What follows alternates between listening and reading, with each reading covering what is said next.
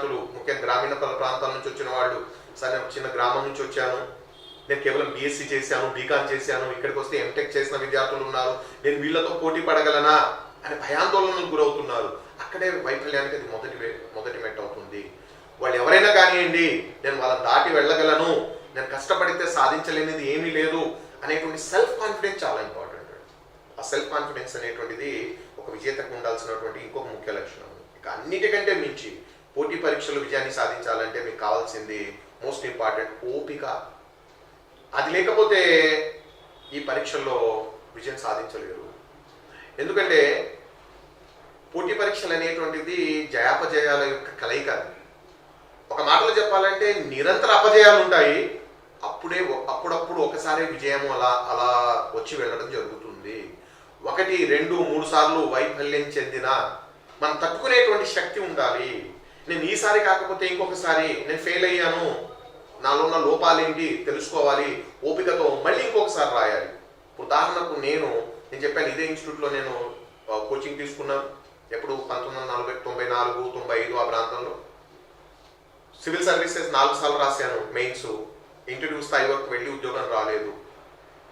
మేము యూనివర్సిటీ చదువులు పూర్తి కాగానే 6-7 మంది వచ్చి ఇక్కడ అశోక్ నగర్ ఒక రూమ్ తీసుకొని ప్రిపరేషన్ స్టార్ట్ చేసాము. అందరం కూడా సివిల్ సర్వీసెస్ రాయడం మొదలు పెట్టాము. అందులో మొదటి సంవత్సరం నుంచి వికెట్ ఫాల్ స్టార్ట్ అయింది. ఒకసారి ఫెయిల్ అయినటువంటి వ్యక్తికి నా వల్ల కాదని వెళ్ళిపోయాడు, ఇంకొక 2 ఏళ్లకు వెళ్ళిపోయాడు. మేము ఒక 3 ఏళ్ళు మొండిగా నిలబడ్డాము. అన్ని వైఫల్యాలు ఎదుర్కొంటూ 7 మందిలో 3 మిగిలాము, 4 వెళ్ళిపోయారు. సివిల్ సర్వీస్ రాలేదు, కానీ ఆ తర్వాత మా 3కి గ్రూప్ 2 వచ్చింది, తర్వాత గ్రూప్ 1 కూడా వచ్చింది. ఇప్పుడు వాళ్ళందరూ కూడా గ్రూప్ 1 ఆఫీసర్స్గా సెటిల్ కావడం జరిగింది. నేను కూడా ఉద్యోగాలు చేసి నేను వదిలేసి రావడం జరిగింది. ఎవరైతే వదిలేసి వెళ్ళిపోయారో ఓపిక లేకుండా ఈనాడు ప్రైమరీ స్కూల్లో టీచర్గా పనిచేస్తున్నారు. విశేషం ఏంటంటే మాకంటే తెలివైన వాళ్ళే. మాకేమైనా డౌట్స్ వస్తే వాళ్ళతో అడిగే వాళ్ళము. మాకంటే తెలివైన వాళ్ళు ఫెయిల్యూర్ అయ్యి మేము ఎందుకు సక్సెస్ ఏమంటే వాళ్ళకి ఓపిక లేదు, మేము ఓపికతో నిలబడ్డాము. 4 ఏళ్ళు పెట్టింది మాకు. ఆ ఓపిక వల్ల విజయాన్ని సాధించడం జరిగింది. కాబట్టి ఓపిక ఉండాలి, హార్డ్ వర్క్ ఉండాలి, సబ్జెక్ట్ పైన సంపూర్ణమైనటువంటి పట్టును సాధించగలగాలి. నేను ప్రతి విద్యార్థికి చెప్తూ ఉంటాను, ఒక వ్యక్తి అన్నాడట, ఒక చెట్టు నరకడానికి 6 గంటల సమయం ఇచ్చారు నాకు. ఒక చెట్టు నరకడానికి 6 గంటల సమయం ఇస్తే 5 గంటలు నా గొడ్డలి సానబెట్టుకుంటాను.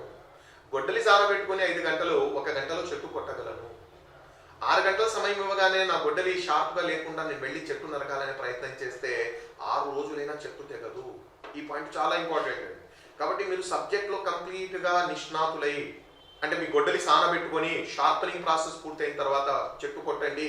ఈ చెట్టు కాకపోతే పక్క చెట్టు, అది కాకపోతే ఇంకోటి కాకపోతే ఇంకొకటి డెఫినెట్గా తెగుద్ది. మీరు కనుక గొడ్డలి సానబెట్టుకోకుండా ప్రయత్నం చేస్తే 6 ఏళ్ళైనా సాధ్యం కాదు. చాలామంది విద్యార్థులు నేను చూశాను, హైదరాబాద్కు ప్రిపరేషన్ కోసము నోటిఫికేషన్ చూసి వస్తుంటారు. నోటిఫికేషన్ వచ్చే సమయానికి మీ కోచింగ్ పార్ట్ అయితేనేమి, మీ ప్రిపరేషన్ పార్ట్ అయితేనేమి పూర్తి కావాలి. నోటిఫికేషన్ వచ్చాక జస్ట్ ఆ సబ్జెక్ట్ను ఒకసారి బ్రష్అప్ చేసుకుంటూ వెళ్ళాల్సినటువంటి అవసరం ఉంటుంది. కాబట్టి మీ ప్రిపరేషన్ అనేటువంటిది ఇన్ అడ్వాన్స్గా జరగాలి. ఇలాంటి ఆసక్తికరమైన వీడియోల కోసం రైట్ చాయిస్ ఇండియా ఛానల్ను ఇప్పుడే సబ్స్క్రైబ్ చేయండి.